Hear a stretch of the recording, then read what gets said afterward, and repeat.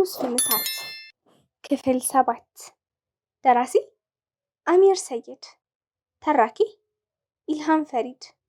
ቻናላችንን ሰብስክራይብ፣ ላይክ እንዲሁም ሼር በማድረግ እንድትጀምሩ በአክብሮት እንጠይቃለን። ቅዳሜ ደረሰ። ከመፍትሃ ጋር አብሬ ሪፍት ቫሊ ኮሌጅ በቅርብ ርቀት የሚገኘው አሊ መስጂድ ጀማዓቸው የሚገናኙበት ሄድኩኝ። አሊ መስጂድ ደረስን። የሴቱ ጀማዓ በጣም ብዙ ናቸው። መፍቱሃም አሰላሙ አለይኩም ወራህመቱላሂ ወበረካቱ። ውድ ኢስላም እህቶች፣ ዛሬ አንድ እህታችን መታለች። ስሟም ነዋል ትባላለች ብላ ከሁሉም ጋር ባንድ ያስተዋወቀችኝ። ደስ የሚሉ ጀማዎች ነበሩ። ሲጀመር እኔም በባህሪ ከሰው ጋር መቀራረብ፣ ከሰው ጋር መላመድ ችግር የለብኝም። ከሁሉም ጋር ብዙም ቀን ሳይፈጅብኝ ተግባባን። መፍቱሃም ሁሌ ቅዳሜ መቅረት አይቻልም፣ የጀማዓ አባል ተብለሽ ተመዝግበሻል አለችኝ። እኔም እሺ እመጣለሁኝ አልኳት። ከመፍቱሃ ጋር ወደ ቤት እየተመለስን ግን የወደፊት አላማሽ ምንድን ነው? ለወንድ ልጅ ያለሽ አመለካከትስ እንዴት ነው አለችኝ። እኔም ወንድ ልጅን በፍቅር አልቀርብም፣ አላህ ባለቀን ቦይፍሬንድ ሳሊዝ እኔን ከነ ማንነቴ ተቀብሎኝ ቀጥታ ቤተሰብ የሚጠይቅ ነው የምፈልገው። እኔ በዘንድሮ ፍቅር አላምንም አልኳት። መፍቱሃም ማሻአላህ ላይ የኔም ሀሳብ እንደዚህ ነው። የኔ ሀላል ባሌ የምፈልገው እኔም በቻት በተለያዩ ማህበራዊ ሚዲያ ሳይጀነጅነኝ በመስኮት ሳይሆን በበር የሚገባ ለቤተሰቦች የሚያሳውቅ ነው የምፈልገው አለችኝ። ሁሌ ተገናኝተን ስለ ፍቅር፣ ስለ ትዳር ካወራን አስተሳሰባችን አንድ አይነት ነው። ከመፍቱሃ ጋር ከምነግራችሁ በላይ በጣም እንዋደዳለን። ከጓደኛ በላይ እንደ እህት ነው ማያት። ጓደኝነታችን በጣም ቅርርብ ስላለው ብቻዬን እኔ ከሄድኩ ወይም መፍቱሃ ብቻዋን ከሄደች ምነው ጓደኛሽስ ዛሬ የለችም እንዴ? ወይ እሷን ነዋል ዛሬ የለችም ብለው ይጠይቁናል። ብዙ ጊዜ በጀምዓም በስብስብም በተለያዩ ማህበራዊ ጉዳዮች የሆነ ጥያቄ ሀሳብ ካስፈለገ የኔና የእሷ ሀሳብ ሁሌም አንድ ነው። እኔ የሆነ ነገር ሳስብ እሷን ማስበው አገኛታለሁ። የሆነ ኸይር ስራ ለመስራት ሳስብ ላማክራት ስል ወይ እሷ ትቀድመኛለች ወይ ስነግራት እሷም እንዳሰበችው ትነግረኛለች። እሷም የሆነ ሀሳብ ስታማክረኝ እኔ የሚያሰብኩት ሀሳብ ሆኖ አገኘዋለሁ። ከአካል አልፎ ልባችን ለራሱ ጓደኝነትን ፈጥሯል። ሰው ብዙ ጓደኛ አለው። በጣት የሚቆጠር የልብ ጓደኛ የሚለው አለ። ነገር ግን በጭራሽ ልብ ለልብ አይገናኝም። ጭራሽ የሆድህን ለማስረዳት ጓደኛም ለመረዳት ሳይቻል ይስተዋላል። ይሄ ገና ጓደኝነቱ ብዙ ይቀረዋል ማለት ነው። ለምን? ጓደኝነት በሀሳብ ገና ፊትህን አንብቦ የልብህን የሚያውቅ ሲሆን ነው። የሚገርማችሁ አመናችሁም አላመናችሁም ያው በአላህ ፍቃድ እኔና መፍቱሃ የወር አበባ ለራሱ የምናይበት ቀን ድረስ የተመሳሰለ ነው። ብዙ ቀናቶች እኔ ታመሜ ሐኪም ቤት ሲሄድ እሷም ትታመም ነበር። አንድ ሐኪም ሙድ ይዝብን ነበር። ዛሬ ጓደኛሽ አልታመመችም እስከ ማለት ደርሶ ነበረ። ይህን ያክል ድረስ ነበር የኔና የመፍቱሃ ልብ የልብ ጓደኝነት። አንድ ቀን መፍቱሃ በስጦታ መሸፈኛ የተጠቀለለ ነገር ሰጠችኝ። የተጠቀለለውን ስከፍተው ኪታብ ነበር። እኔም ደስ ብሎኝ አብረን ኪታብ መቅራት ጀመርን። ለህይወቴ ትልቅ ለውጥ እያመጣችልኝ ነው። ደግሞ በሌላ ቀን መፍቱሃ በስጦታ የተጠቀለለ ነገር ሰጠችኝ። መፍቱሃ የተጠቀለለ ነገር ከሰጠችኝ ለእኔ አስፈላጊ በጣም የሚጠቅም ነገር እንደሆነ ምንም ጥርጥር የለውም። እኔም ምንድን ነው አልኳት። እሷም የዛሬው ስጦታ እቤትሽ ሂደሽ አይተሽው ከዛ ትደውይልኛለሽ አለችኝ። እኔም የሰጠችኝን ስጦታ እስከማየው እየቸኮልኩኝ ቤቴ ደረስኩ። የስጦታ ወረቀቱን ስፈታው ጥቁር ጅልባብ ነው። እኔም ወደ መፍቱሃ ደውዬ ጅልባቡን ወድጄዋለሁ አላህ ይስጥልኝ አልኳት። እሷም ነው አልበሹና መስታወት ፊት አንቺ ላይ እንዴት እንደሚያምር ተመልከች። ከዛም ዛሬ ዙሁርን ሰላት ስገጭበት ሰግደሽበትን በጣም ተወጇለሽ እርግጠኛ ነኝ። ትምህርት ቤት ለበሽው እመጣለሁ ነው የምትይው አለችኝ። እኔ መፍቱሃ እንዳለችው ጅልባቡን ለብሼ በመስታወት ሳየው በጣም ነው ያማረብኝ። መፍቱሃ እንዳለችው ጅልባቡን ለብሼ ዙሁርን ሰግጄ ጨርሼ ሳሰላምት አባቴ ከኋላ ይቆማል። አባቴ ዛሬ በሰላም ነው ቤት የመጣኸው አልኩት። አባቴም የምፈልገው ዕቃ ነበር ጠዋት ረስቼ አሁን ለወስደው ነው። ነዋል ጅልባቡን መቼ ገዝተሽው ነው?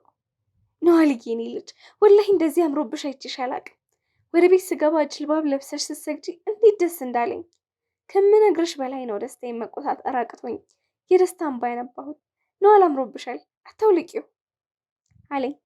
እኔም ጓደኛዬ ስጦታ ሰታኝ ነው አባቢ አልኩት። አባቴም ጥሩ ጓደኛ ናት፣ ለወደፊትም እሷን ጓደኛ አድርገሽ ያዥ ብሎ ከአንጀቱ እጆቹን ወደ ላይ ዘርግቶ ዱዓ አደረገላት። ነዋል ሲመቸኝ ጓደኛሽን ታስታውቅኛለሽ አለኝ አባቴ። እኔም እሺ አስታውቅሃለሁ አልኩት። አባቴም የረሳውን ዕቃ ይዞ ከቤት ወጥቶ ሄደ። እኔም አምሮብኛል ማለት ነው ብዬ መልሼ መልኬን እስከሚረግፍ መስታወት ላይ አፈጠጥኩ። ዛሬ ከሰዓት ክላስ አለን። ጅልባቡን ለብሼው ልሂድ ወይስ አልሂድ? ጅልባብ ስለብስ የመጀመሪያዬ ነው። ሰው ምን ይለኛል እያልኩኝ ብቻዬን እያሰብኩ መልበሱን ፈራው። በዲን ኢስላም ሃይማኖት ውስጥ እምነት የሚለው ቃል በአረብኛ ትርጉሙ ሲፈታ አንድ ነገር እውነት ብሎ መቀበል ሲሆን ኢስላማዊ ትርጉሙና ትንታኔው ግን ሰፊ ቢሆንም የኢስላም ሊቃውንቶች ባጭሩ ሲያስቀምጡት እንዲህ ይላሉ። አልኢማኑ ማወቀረ ፊል ቀልብ ወሰደቀሁ አመል። ትርጉሙ እምነት ማለት በልብ ውስጥ ተደላሎ የተቀመጠና ስራ ወይም ተግባር ያረጋገጠው ነው በማለት ይገልጹታል። ሌሎች የኢስላም ምሁራን እምነትን ሲገልጹ በልባችን እውነት ነው ብለን የምንቀበለው፣ በምላሳችን ሙሉ ፈቃደኝነታችን የምንናገረውና በሰውነት አካላችን የምንተገብረው ነው በማለት ይገልጹታል። እኔም ታዲያ ጅልባብ መልበስ ሰው ምን ይለኛል ብዬ ከፈራው እምነቴ ላይ ችግር አለ፣ ሃይማኖቴ ከልቤ ሳይገባ ተደላሎ አልተቀመጠም ማለት ነው። ለእኔ ጅልባብ መሸፈኛዬ፣ መከበሪያዬ ነው። ምን ያህል ስለ ሂጃብ ጥቅሞች እናውቃለን? ሂጃብ ለአላህና ለመልእክተኛው መታዘዝ እንጂ የሆነ ሀገር ባህል ተከታይነት አይደለም። ሂጃብ ጥብቅነትና ንጽህና ነው። ሂጃብን የማትለብስና ከሂጃብ የተራቆተች እንስት ሁለት ነገሯ ቆሽሿል። አንዱ ንጹህ ቢሆን እንኳን አንዱ ንጹህ አይሆንም። አንደኛ ልቧ ቆሽሿል፣ ሁለተኛ ሸይጣን አሳስታት ሰውነቷን በተለያየ ወንጀል አቆሽሸዋለች። በዝሙትና በተለያየ ሰውነቷን አጨማልቀው ሊሆን ይመቻል። የሚጸዳ ሂጃቧን ለብሳ ክብሯን ጠብቃ ጥንቁቁና ወደ ጌታዋ ቁርጥ ያለ መመለስን ስትመለስ ብቻ ነው። ልቧ ባይቆሽሽ አትራቆትም ነበር። ከሂጃብ መራቆቷ ራሱ የወንጀል መብዛት አንዱ ምልክት ነው። ሸይጣን ሴት ልጅ ወንጀል እንድታበዛና እንድትሰራ ይገፋፋታል። ከዛ በኋላ ግን ከሂጃብ እንድትገፈፍና ክብር እንዳይኖራት በባለጌዎች እንዳትደፈር እንደቀላል እንድታይ ያደርጋል። ሂጃቧን በአግባቡ የምትለብስ ሴት ግን ሁሉም ዘንድ ክብር አላት፣ ባለጌዎች ዘንድም ክብር አላት። እሷን ቀና ብለው እንኳን አያዋትም። መልካም ሰዎች ዘንድም ልዩ ክብር አላት። ሂጃብ ኢማን ነው። ኢማን ማለት በልብ ማመን፣ በምላስ መናገር፣ በአካል መተግበር ነውና አንዳንዶች ካሉበት ሸሪዓን የሚቃረን ተግባር እንዲመለሱ ሲነገራቸው ኢማን በልብ ነው፣ ልቤን ከፍተህ አይተሃል እያሉ የውሸት ቅንብራቸውን ሲያቀናብሩ ይስተዋላሉ። ጥያቄ አለኝ። ልባችሁ ካመነበት ተግባራችሁ ሊመሰክር ምን ከለከላችሁ? ለአላህ ግን መዋሸት አይቻልም። ለማንኛውም የኢማን 3 ክፍሎች አሉት። ከነዚያ ውስጥ ምንም ማጉደል አይቻልም። ታዲያ 3ኛው በአካል መተግበር ነውና ተግብሪ። ሂጃብሽን ጠብቂ። አንቺ ሂጃብ ብለሽ የምትጠሪው በወገብሽ ልክ አጣብቀው የሰውነት ክፍልሽን የሚያሳዩ አድርገው ከሴቶች ሱሪ ከሚለብሱት የማይሻል አድርገው የምታሰሪውን ሳይሆን ኢስላም ሂጃብ ብሎ ያስቀመጠልሽን ሂጃብ ነው የምልሽ። ሂጃብ የሀፍረተ ገላ መደበቂያ ነው። ሴት ልጅ ደግሞ መላ ሰውነቷ አፍረ ገላ ነውና መላ ሰውነቷን ልሸፍን ይገባታል። አንቺ ለአላህ ብለሽ ተቃራኒ ጾታዎች ላለመወስወስ ብለሽ መላ ሰውነትሽን ልትሸፍኝ ይገባል። ሂጃብ የሸመኝነት ምልክት ነው። የሴት ልጅ ተፈጥሮ ሸመኝነት ነውና ተፈጥሮን ጥለሽ ሌላን ለመሆን መሞከር አደጋው የከፋ ነው። ተወዳጁ የአላህ መልእክተኛ ነቢዩ መሐመድ ሰለላሁ ዐለይሂ ወሰለም እንዲህ ብለዋል። ሴት ሆና በወንድ የምትመሳሰልና ወንድ ሆኖ ከሴት ጋር የሚመሳሰል አላህ ረግሟቸዋል ብለዋል። ልብ በይ እህቴ፣ የአላህ እርግማን ያለበት ሂጃብ መልካም የሆኑ አማኝ ሴት ባህሪ ነው። አላህ ይጠብቅሽና እህቴ፣ እዚህ ተቃራኒ መሆንሽ ምንኛ የከፋ ነው። መልሱን ቆም ብለሽ እንድትመልሹ ላንቺው ተውኩት። አንድ ኡስታዝ ዳዕዋ እያደረገ የተለያዩ ሃይማኖቶች ስብከታቸውን እያካሄዱ ሙስሊሙ ተዳክሟል፣ ምን ይሻላል ተብሎ ተጠይቆ እንዲህ ብሎ መልሷል። እኔ ግን የሚያሳስበኝ ሙስሊሙ ማህበረሰብ በሌሎች ስብከት ሌላን ሃይማኖት ይከተላል የሚለው ጉዳይ ሳይሆን በስሜት ተከታይነት ይጠፋል የሚለው ጉዳይ ነው የሚያሳስበኝ ብሏል። አሁን በትክክል ተጨባጩም የሚያስገነዝበን ይህንን ነው። በአሁን ሰዓት ስለ ዲኑ ጠንቅቆ የሚያውቅ በጣም አናሳ ነው። በጣም የሚያሳዝነው ደግሞ አብዛኛው ማለት በሚያስችል መልኩ ትንሽ ያውቃል ተብሎ ተስፋ በሚደረግበትም አላህ ያዘነለት ሲቀር የስሜቱ ተከታይ ነው። በስሜት ተከታይነት ሐራሙ እንደ ሐላል ተቆጥሯል። በስሜት ተከታይነት ሱና ቢድዓ ይደረጋል። ቢድዓ ደግሞ በተቃራኒው እንደ ሱና ይታያል። በስሜት ተከታይነት ሽርክ እንደ ተውሂድ የሚቆጠርበትም ቦታ አለ። ሌላም ይህንኑ የሚያበረታቱ ባለ በሌላ ኃይላቸውን የሚያስፋፉ የሸይጣን ወዳጆች ደግሞ በዛው ልክ በዝተዋል። ልብ በይ እህቴ፣ አንቺ የህብረተሰብ መሰረት ነሽ። አንቺ ከተበላሸሽ የህብረተሰብ ይበላሻል። አንቺ ከተስተካከልሽና ከለማሽ ህብረተሰቡም ይስተካከላል።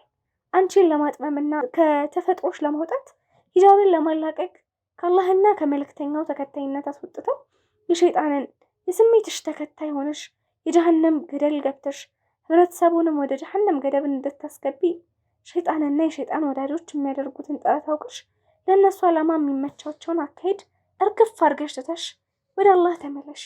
ሂጃብሽን ጠብቀሽ ስለ ዲንሽ ተምረሽ አውቀሽ ተግብረሽ ምርጥ ትውልዶችን የጀነት ሙሽሮችን አፍሪ። ይህች ዓለም እያየሻት ነው፣ አጭር ናትና ለዘላለማዊ ዓለም ጥሩ ስንቅ ሰንቂ።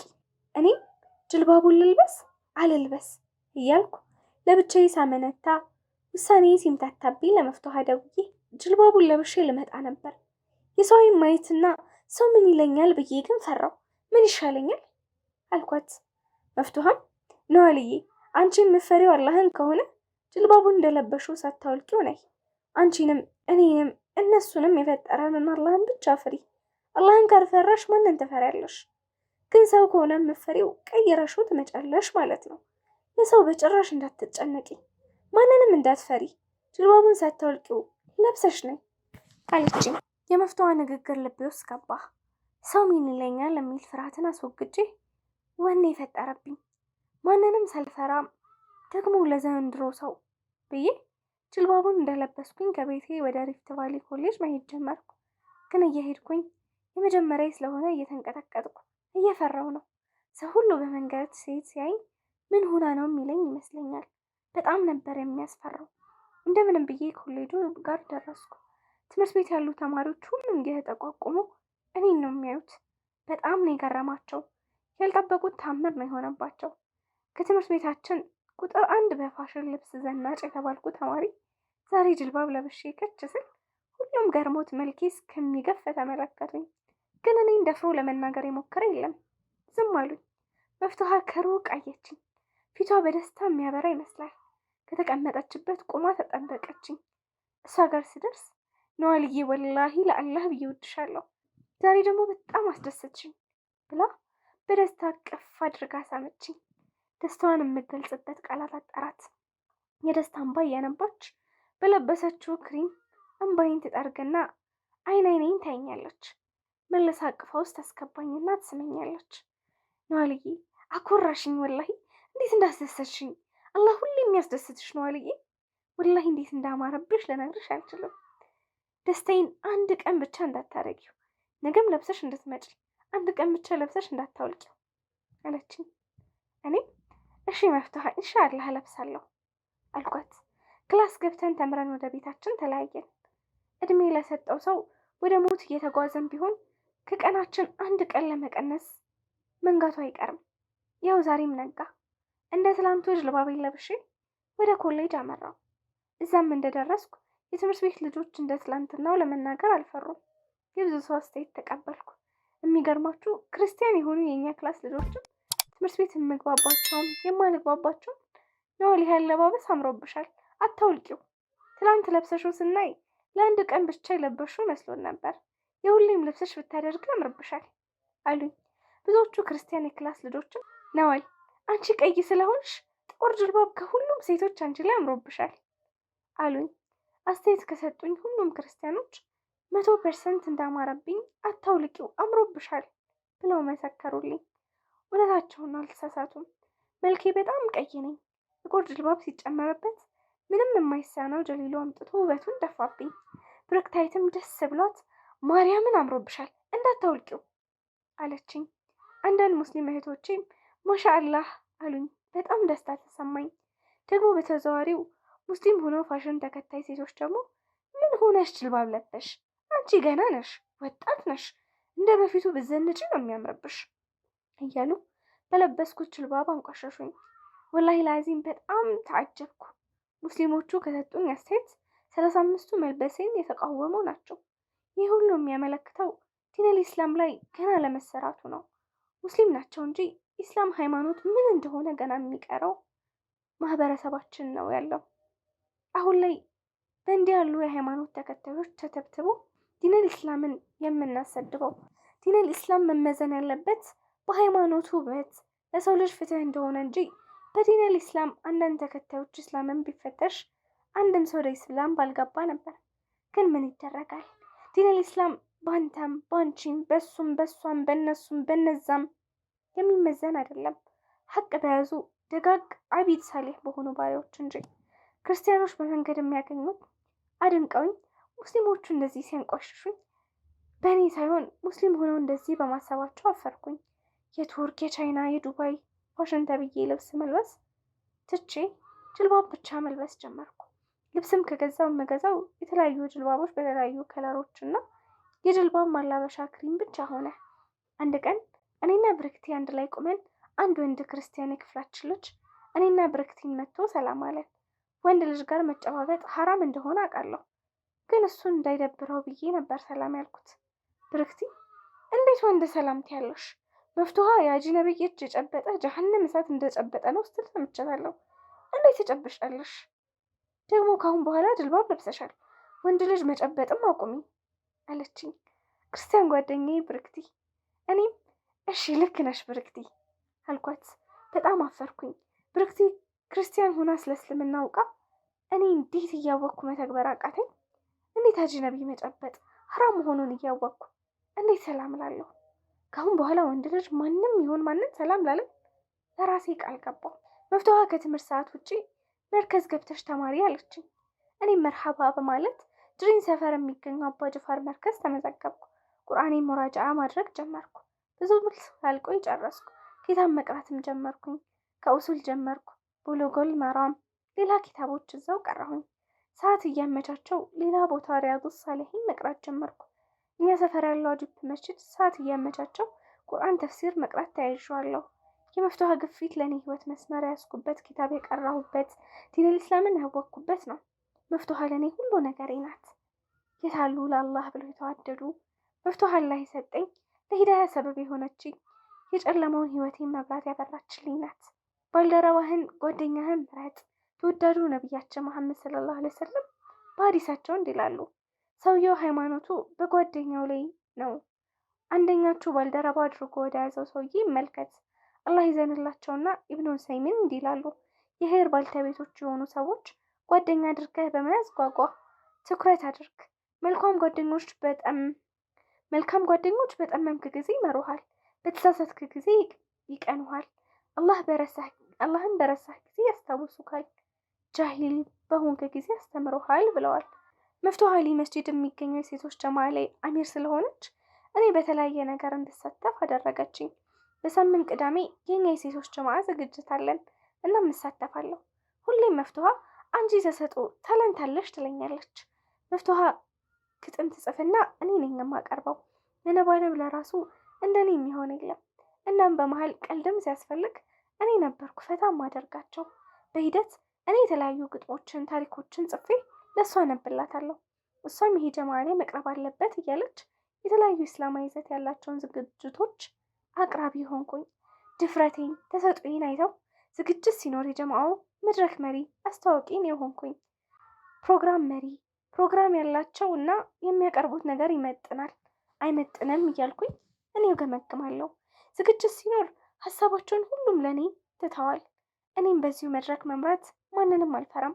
መፍትሃን ዛሬም ነገም ለወደፊትም በሆን ውለታዋን መመለስ ባልችልም ሁሌም ሳመሰግናትና በልቤ ውስጥ አስቀምጫታለሁ። ነቢዩ መሐመድ ሰለላሁ ዐለይሂ ወሰለም እንዲህ ብለዋል፣ በጎ ነገር ላደረገላችሁ ሰው ወረታውን መልሱ፣ ካልቻላችሁ ጀዛኩሙላህ ኸይረን በማለት ዱዓ አድርጉለት ብለዋል። በሌላ ሐዲሳቸው ነቢዩ ሰለላሁ ዐለይሂ ወሰለም እንዲህ ብለዋል፣ ሰው ላደረገለት በጎ ተግባር ሰውን ያላመሰገነ አላህንም አያመሰግንም ብለዋል። ሁሌም ቢሆን ለእኔ ዱዓ ሳደርግ ለመፍትሃም አብሬ ዱዓ አደርጋለሁ። ይህ የጀማ ሴቶች ብቻ አይደለም፣ ወንዶችም ራሳቸውን ችለው አላቸው። የጀማዓችን ስም አንድ ነው። ቴሌግራም፣ ዋትሳፕ፣ ዩቲዩብ አድራሻዎች አሉን። በጅማ ታዋቂ ነው። ፋውንዴሽንም አለው። የቲሞችን የተቸገሩ ጧሪ ቀባሪ የሌላቸውን ወርሃዊ መዋጮ አለ። በተጨማሪ ከባለ ሀብቶች በማስተባበር እየሰበሰብን በወር ብዙ ችግረኞችን የቲሞችን እንደጉማለን። ጅልባውን ለባሽ ከሆንኩ በኋላ ከጀማዓም ልጆች መስጂድ ከሌላም ቦታ የምንገናኝ ሙስሊም እህቶችን በጣም ይቀርቡኛል። አንድ አባባል አለ፣ አንተ ጥሩ ቦታ ከሄድክ የሚቀርብህ ጥሩ ነገር ነው፣ መጥፎ ቦታ ከሄድክ የሚጠጋህ መጥፎ ባለጌ ሰው ነው። አላህ ከወደደ ሁሉ ሰው ይወድሃል አይደል የተባለው? ሀቅ ነው። እኔ ለዲኔ ጠንካራ ሆንኩኝ። ሌሊት እየተነሳው መስገድና ሱና ሰላቶችና ሱና ጾሞችን መጾም ከጀመርኩ ቆየው። ግን ሁሌ በመደጋገም ዱዓ ማደርገው ነገር አለ። አላህ ሆይ ከማንነቴ የሚወደኝ እኔን የሚረዳኝ የትዳር አጋር ስጠኝ እያልኩ ዱዓ አደርጋለሁ። የጀማዓ ዝግጅት መድረክ መሪ በሆንኩ ጊዜ ብዙ ሳይንስ መግባትና ለእኔ ጥሩ ጥሩ ስለሚወራ ለሰሚ ጆሮ አገኘው። እኔም ዝግጅት መሪ ሲሆን አዳራሽ ተከራይተን ዝግጅት ስናዘጋጅ ወንዶች በመጋረጃ ተከልለው ይታደማሉ። እኔ መድረክ መሪ በመሆኔ ከተለያዩ ወንዶች አድናቆት እየጎረፈ ነው። ክፍል 8 ይቀጥላል።